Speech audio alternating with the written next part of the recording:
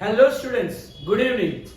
Welcome to our channel Ecoshala, our mission to educate the nation in association with VR Academy. Students, आज जो हम लोग बात करने वाले the most important topic of TYBCom semester 6 syllabus subject financial accounting, that's amalgamation, absorption and external reconstruction of a joint stock company. Most important topic of TYBCom semester 6 syllabus. Let's understand, समझते individually what is amalgamation, what is absorption and what is external reconstruction.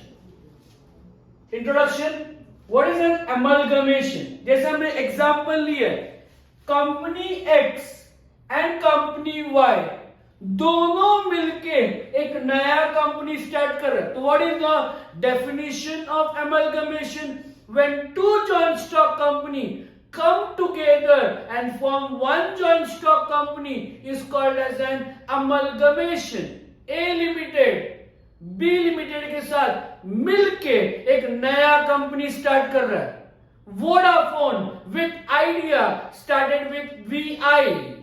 Vodafone and Idea दोनों amalgamate होके एक company start हुआ है called as VI. तो that is called as amalgamation. Next is what do you mean by absorption?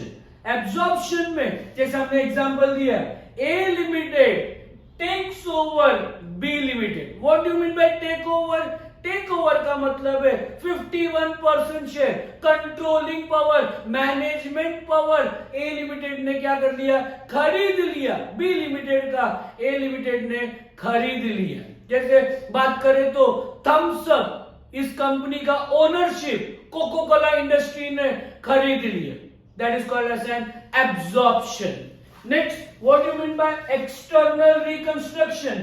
External reconstruction means A Limited forms a new company with a new name. A Limited नाम की एक company already existence में है, उसने क्या कर दिया? एक नए कंपनी के नाम से, एक नए रूप से नए कंपनी को एस्टैब्लिश किया by the name X Limited. भले यहाँ पे थियोरेटिकली तीनों का मतलब अलग अलग है, but students entry wise, chapter wise सब कुछ सेम है. क्या सेम है? कैसे सेम है सर? अगर आप देखोगे स्टूडेंट्स तो X लिमिटेड और Y लिमिटेड दोनों भी हमारे ओल्ड कंपनी है. दोनों भी हमारे क्या है? Old company. दोनों मिलके एक कंपनी को स्टार्ट करें, न्यू कंपनी. ठीक है. यहां पे अगर आप देखोगे तो B limited is the old company which is been taken over by A limited. यहां पे अगर आप देखोगे तो A limited is the old company, उन्होंने एक नया कंपनी X लिमिटेड नाम से स्टार्ट किया. तो what do you mean bye amalgamation? यहां पे एक कंपनी को आपको बंद करना है, क्लोज डाउन होता है और एक नया कंपनी स्टार्ट हो जाता है. That is called as an amalgamation, absorption and external reconstruction. Let's understand more. What is purchase consideration? Purchase consideration मतलब क्या? जैसे हमने एग्जांपल लिया, A लिमिटेड ने B लिमिटेड को टेक ओवर कर लिया. तो A लिमिटेड B लिमिटेड को कुछ कंसिडरेशन, कुछ पैसे देगा, सेटलमेंट प्राइस देगा. That is called as my purchase consideration. तो डेफिनेशन वाइज क्या है? An amount payable by the buying company to the selling company is called as purchase consideration. हमारे एग्जांपल में A लिमिटेड बाइंग कंपनी खरीद रही है. किसको खरीद रही है?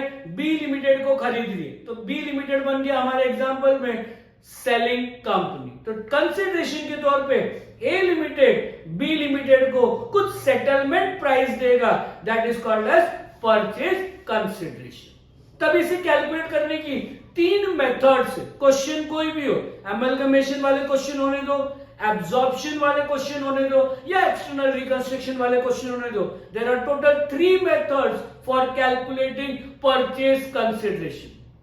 पहला method 1 is the lump sum method, जहां पे क्वेश्चन में आपको दे दिया गया A Limited will pay rupees 10 lakh as consideration to B Limited. Question में आपको दे दिया गया है, आपको बिल्कुल कैलकुलेट नहीं करना है, क्वेश्चन में दे दिया गया है what is purchase consideration rupees 10 lakh, आपको दे दिए, आपको कैलकुलेट नहीं करना है, ठीक है। Next is the method 2, net asset method. What is net asset method sir? Net asset method का मतलब है ए लिमिटेड जो बी लिमिटेड को एब्सॉर्ब कर रही है, खरीद रही है, टेक ओवर कर रही है, तो बी लिमिटेड के कुछ selected asset at some taken over value minus the liability taken over value, assets taken over minus liability taken over. जो एसेट ले जा रहे उसका कोई रिवाइज्ड वैल्यू होगा आपके पास, जो लायबिलिटी टेक ओवर कर रहे हो तो उसका कोई रिवाइज वैल्यू होगा आपके पास, दोनों को एसेट माइनस लायबिलिटी करोगे तो आपको एक कंसीडरेशन आ जाएगा, that is called as purchase consideration as per net asset method. Next is the third method, that is the net payment method. What is net payment method? Old company B limited के equity share holder और preference share holder को नए company में ए limited में कितने number of shares settlement में मिलेगा, that is called as an net payment method. जैसे हमने लिया हेल्ड एंड गिवन, हेल्ड मतलब ओल्ड कंपनी, गिवन मतलब न्यू कंपनी। ओल्ड कंपनी में आपके पास कितने नंबर ऑफ शेयर्स हेल्ड थे और हम आपको नए कंपनी में कितने शेयर्स इश्यू करेंगे, that is called as an purchase consideration as per net payment method. एक एग्जांपल के साथ मैं आपको समझाना चाहूंगा बच्चों।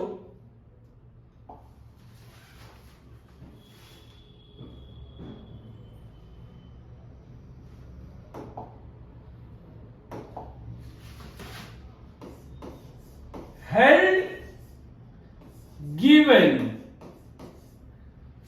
हेल्ड मतलब जैसे हमने बात की ओल्ड कंपनी, गिवन मतलब न्यू कंपनी। क्वेश्चन बोलता है कि अगर आपके पास ओल्ड कंपनी के 10 शेयर्स है, हर 10 शेयर के सामने हम आपको नए कंपनी के 5 शेयर्स देंगे। ओल्ड कंपनी के अगर आपके पास 10 शेयर्स है तो हम आपको नए कंपनी में 5 शेयर्स देंगे। तो आपको देखना है जुने वाले बैलेंस शीट में, ओल्ड कंपनी का बैलेंस शीट के लायबिलिटी साइड में what is the number of equity share, what is the number of preference share. Equity share suppose हम पकड़ के चलते 10,000 है, तो यहां पे आपको क्रॉस मल्टीप्लाई कर देंगे तो आपको नंबर ऑफ शेयर्स मिल जाएगी। कैसे सर? 10,000 इंटू 5 डिवाइडेड बाई 10, तो ये आ जाएगी आपके 5,000 शेयर्स इन न्यू कंपनी। आसान कैलकुलेशन, ठीक है बच्चों। नेक्स्ट आगे बढ़ते, इन the books of old company, जैसे हमने बात की कि ओल्ड कंपनी को आपको क्लोज डाउन करना है, वाइंड अप करना है, लिक्विडेट करना है, बंद करना है बच्चों। तो आपको जो भी आपके सामने एक बैलेंस शीट होगा ओल्ड कंपनी का, आपके पास एक बैलेंस शीट होगा, उस बैलेंस शीट के हर एसेट और हर लायबिलिटी को आपको कहीं ना कहीं ट्रांसफर करना है। इस वजह से हमें कुछ लेजर अकाउंट्स ओपन करने पड़ेंगे। क्या लेजर अकाउंट्स है? One is realisation account, second equity share holders account, preference share holders account, equity shares in new company account, new company account, preference shares in new company account and cash out bank account। जैसे question के demand के हिसाब से, question के जरूरत के हिसाब से आपको लेजर अकाउंट्स ओपन करना है इन the books of old company. Sir क्या ये पूरे 7 के 7 अकाउंट हर क्वेश्चन में ओपन करना है क्या? नहीं, क्वेश्चन के हिसाब से। अगर आपके जुने वाले बैलेंस शीट में प्रेफरेंस शेयर कैपिटल नहीं है आप प्रेफरेंस शेयर होल्डर अकाउंट मत ओपन कीजिए। तो अकॉर्डिंगली क्वेश्चन के डिमांड के हिसाब से, क्वेश्चन के जरूरत के हिसाब से हमें अकाउंट्स ओपन करने पड़ेंगे। ठीक है, let's understand with journal entries. जैसे हमने बात की कि हर एक एसेट, हर एक लायबिलिटी को आपको ट्रांसफर करना है, तो पहले एक एक करके लायबिलिटी साइड देखेंगे। First is for transfer of equity share capital along with reserves and surplus. जितने भी रिजर्व है आपके पास, general reserve, profit and loss account, reserve, liability side में आपके पास जो भी रिजर्व है, जितना भी रिजर्व है, वो सब रिजर्व को आप क्या करो, ट्रांसफर कर दो। ट्रांसफर कैसे करेंगे? एंट्री बनेगा equity share capital account debit reserves and surplus account debit to equity share holders account. ऐसे आप जानते हो बच्चों, liability has a credit balance. अगर मुझे ट्रांसफर करना है तो मुझे क्या करना होगा? डेबिट करना होगा। तो एंट्री बनेगी equity share capital account debit reserves and surplus account debit to equity share holders account. ठीक है, next for transfer of preference share capital. वापिस preference share is a liability, उसे भी ट्रांसफर करना है। लायबिलिटी ट्रांसफर करने के लिए एंट्री है preference share capital account debit to preference share holders account. Next for transfer of all other liability whether taken over or not। अब इस एंट्री के टाइम पे बच्चों बिल्कुल मत सोचना, स्टूडेंट्स बिल्कुल मत सोचना कि क्या नया कंपनी हमारी ये लायबिलिटी को टेक ओवर कर रहा है या नहीं कर रहा है। ये जरूर आपको क्वेश्चन पढ़ के देखना है। ये बिल्कुल सोचना मत कि टेक ओवर हो रहा है या नहीं हो रहा है, ये बिल्कुल सोचना मत। ट्रांसफर कर दो। एंट्री के लिए आएगी liability account debit to realisation account. Liability has a credit balance.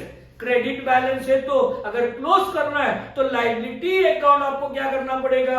Debit करना पड़ेगा। And which account is credited? Realisation account. Students यहां पे हमने ब्रैकेट में कुछ लिखा है बुक वैल्यू। सर ये बुक वैल्यू क्या होती है? Balance sheet value. बच्चों बैलेंस शीट में जो वैल्यू है वही वैल्यू में टेक ओवर वैल्यू बिल्कुल नहीं देखना। इस एंट्री के टाइम पे टेक ओवर वैल्यू को बिल्कुल इग्नोर करना, देखना भी मत, क्योंकि यहां पे हमें क्या करना है? बुक वैल्यू में ट्रांसफर करना है बच्चों। एंट्री बन गई liability account debited to realisation account. चल आगे बढ़ते हैं। एसेट्स में पहला है ट्रांसफर ऑफ कैश बैलेंस। अब आपको क्वेश्चन एकदम ध्यान से पढ़ना है, क्योंकि कैश बैलेंस के बारे में इंफॉर्मेशन देखना है कि whether the new company take overs the cash और नॉट, क्योंकि ट्रीटमेंट उस हिसाब से बदल जाएगी।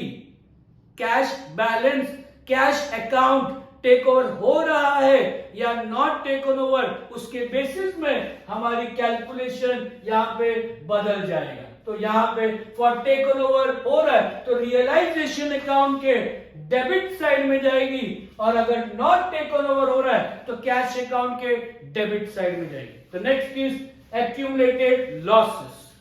एक्यूमुलेटेड लॉसेस मतलब क्या सर? एक्यूमुलेटेड लॉसेस का मतलब है that is the profit and loss, debit balance, preliminary expense, share issue expense, जो भी एक्यूमुलेटेड लॉसेस है उसको ट्रांसफर करना है। Entry will be equity share holder account debit to accumulated losses account. Transfer कर देना।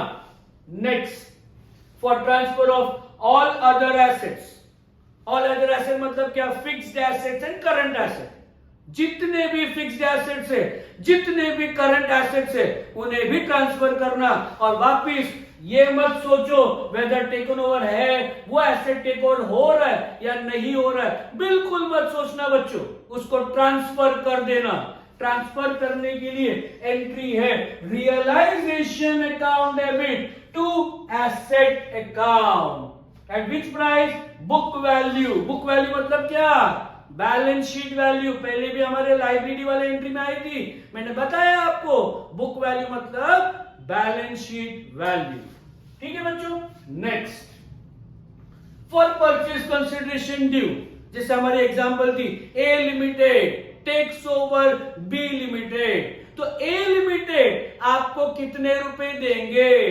कितना रुपया सेटलमेंट में दे रहा है? सपोज 10 लाख हम आपको पैसे देंगे, तो हमारे लिए ओल्ड कंपनी के लिए वो ड्यू बनता है, हमको पैसा मिलेगा।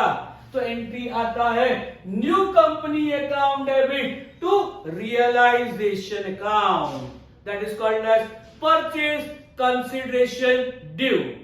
Next is purchase consideration settle.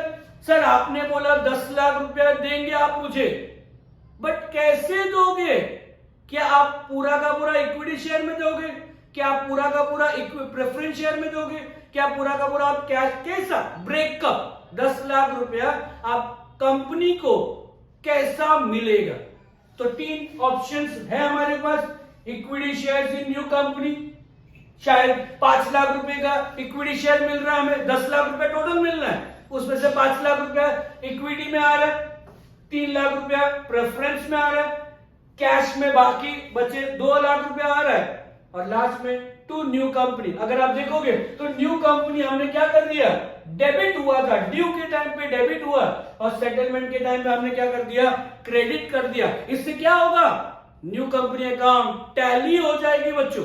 New company account will be tally, जितना ड्यू था उतना आपको रिसीव कर चुके हो। आगे बढ़ते, for sale of asset not taken over, ऐसे कुछ एसेट्स है जो नए कंपनी न्यू कंपनी बोल रही है ये एसेट हमें नहीं चाहिए, हम नहीं लेके जाएंगे, अब रख के भी कोई मतलब नहीं, उसको आपने बेच दिया। क्वेश्चन में एडजस्टमेंट में बोला है कि ये एसेट ये प्राइस में हमने बेचा, सेल कर रहे हो, तो सेल करोगे तो एंट्री आएगी cash account debit to realisation account, पैसे आएंगे और जितना मिल रहा है वो आप रियलाइजेशन अकाउंट के क्रेडिट साइड में ट्रांसफर करोगे। Next, for repayment of liability not taken over, ऐसे कुछ लायबिलिटी है जो टेकन ओवर नहीं है, उसका रीपेमेंट करना है।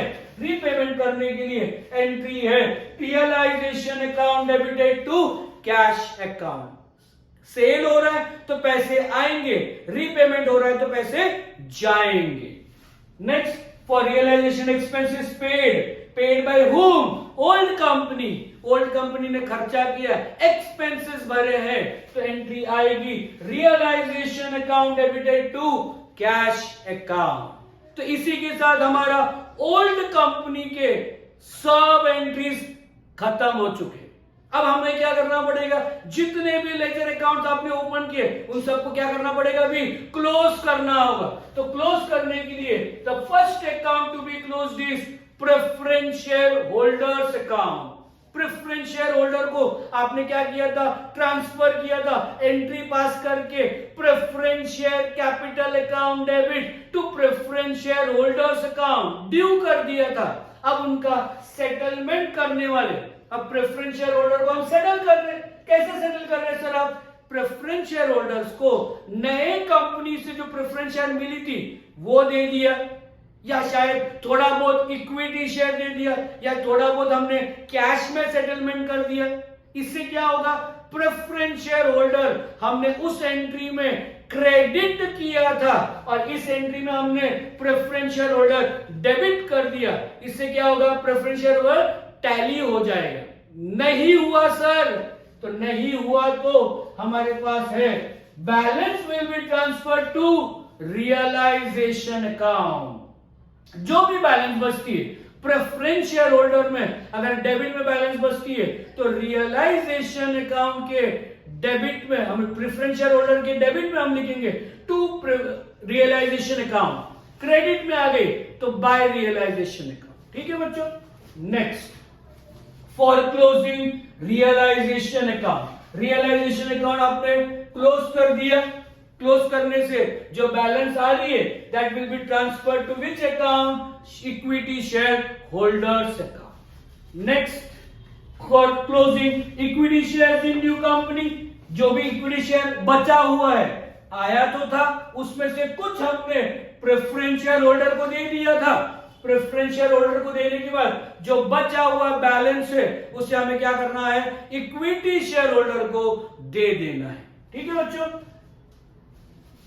The balance will be transfer to equity share holders account. Next है for closing cash account. Old company के हमने कैश अकाउंट बनाई थी, कैश अकाउंट हमें क्लोज करना है और कैश अकाउंट में जो बैलेंस बची है it will be transfer to equity share holder. तो रियलाइजेशन अकाउंट का balance, equity shares in new company का बैलेंस और कैश अकाउंट का बैलेंस आप ट्रांसफर कर दोगे इक्विटी शेयर होल्डर अकाउंट में। अब इससे क्या होगा सर, क्लोज करेंगे हम लोग इक्विटी शेयर होल्डर अकाउंट और क्या हो जाएगा, equity share account will be tallied. इसी के साथ हमारे ओल्ड कंपनी के सब अकाउंट्स क्लोज हो गए, इक्विटी शेयर होल्डर टैली हो रहा है, मतलब आपका आंसर सही। अब आगे बढ़ते हैं हम लोग में in the books of new company. New company का जर्नल एंट्रीज पढ़ेंगे। The first account, the first journal entry is for purchase consideration due. Purchase consideration due आप जैसा सीखे हो, परचेज कंसिडरेशन हम कैलकुलेट करेंगे। कैलकुलेट होने के बाद हमें entry in the books of new company entry pass करनी है। Entry will be business purchase account debit to liquidator of old company account. Sir liquidator कौन होता है, एक पर्सन जो ओल्ड कंपनी के साइड से होता है, जो हमारे बीच में डीलिंग करेगा, नेगोशिएशन करेगा, कौन सा एसेट कौन से वैल्यू में टेक ओवर होना चाहिए, परचेज कंसिडरेशन के ऊपर बात करें। बस याद करना बच्चों, दोनों अकाउंट टेम्पररी अकाउंट है जो आगे चल के क्लोज हो जाने वाले। Next, purchase consideration settle.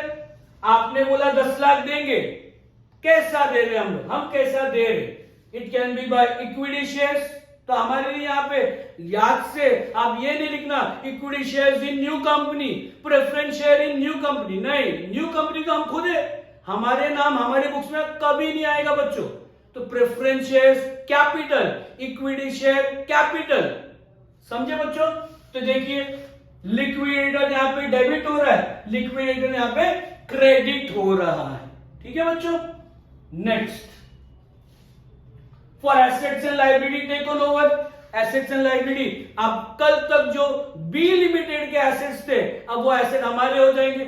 जो भी कल तक लाइबिलिटी थी वो लाइबिलिटी हमने टेक ओवर कर लिया, तो अभी एसेट्स टेक ओवर कर रहे, लाइबिलिटी टेक ओवर कर रहे, तो एंट्री आएगी in the books of new company, that is asset account debit to liability account to business purchase account. इससे क्या होगा, जर्नल एंट्री में टैली होना चाहिए। जैसे आप सीखते आ रहे हो, जर्नल एंट्री है तो टैली होना चाहिए, बट अगर टैली नहीं हो रही है तो डिफरेंस है, अगर आप डेबिट में डिफरेंस आ रही है तो डेबिट में जो डिफरेंस आ रही है it will B goodwill account debit. जो डिफरेंस है उसे एडजस्ट करना है। कैसे एडजस्ट करेंगे हम लोग, गुडविल अकाउंट के थ्रू एडजस्ट करेंगे डिफरेंस को। जैसे लाइबिलिटी की टोटल है आपकी, लाइबिलिटी और बिजनेस परचेज का टोटल है सपोज 10 लाख रुपए, और एसेट का सब एसेट ऐड करके सपोज टोटल है 8 लाख रुपए, तो आपको जो डिफरेंस आ रहा है 2 लाख का वो आप एडजस्ट कैसे करोगे, गुडविल अकाउंट के थ्रू एडजस्ट करोगे। वैसे ही क्रेडिट में भी तो बैलेंस आ सकती है, मतलब क्या, डेबिट का टोटल ज्यादा है, बैलेंस आपको क्रेडिट में आ रही है, तो क्रेडिट में जो बैलेंस आएगी it will be adjusted through capital reserve account. तो आपको क्वेश्चन में ये एंट्री के टाइम पे देखना है, डेबिट का एक टोटल कीजिए, क्रेडिट का एक टोटल कीजिए, दोनों माइनस करने के बाद डिफरेंस कहां पे, अगर डेबिट में डिफरेंस है तो it will be adjusted through goodwill account, और अगर क्रेडिट में डिफरेंस है it will be adjusted through capital reserve account. Next is for realisation expenses paid by new company. नए कंपनी ने कुछ खर्चा किया है तो एंट्री क्या आएगी, goodwill account debited to cash account. Sir ये गुडविल अकाउंट डेबिट क्यों हुआ, बेसिक बात है यहाँ पे कि ए लिमिटेड बी लिमिटेड को टेक ओवर कर रहा है, तो ये तो कभी एक ही बार होगा। टेक ओवर का एंट्री जो है वो एक ही बार जिंदगी में एक बार होगा, एक कंपनी को हम लोग एक ही बार टेक ओवर करेंगे।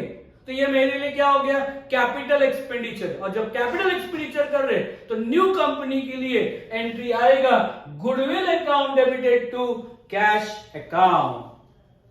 Hope so students you understood the lecture. कोई भी डाउट्स होगा तो कमेंट सेक्शन में जरूर एक कमेंट डाल देना। I will be solving your all doubts. Please share our video. Please subscribe for our channels. Thank you.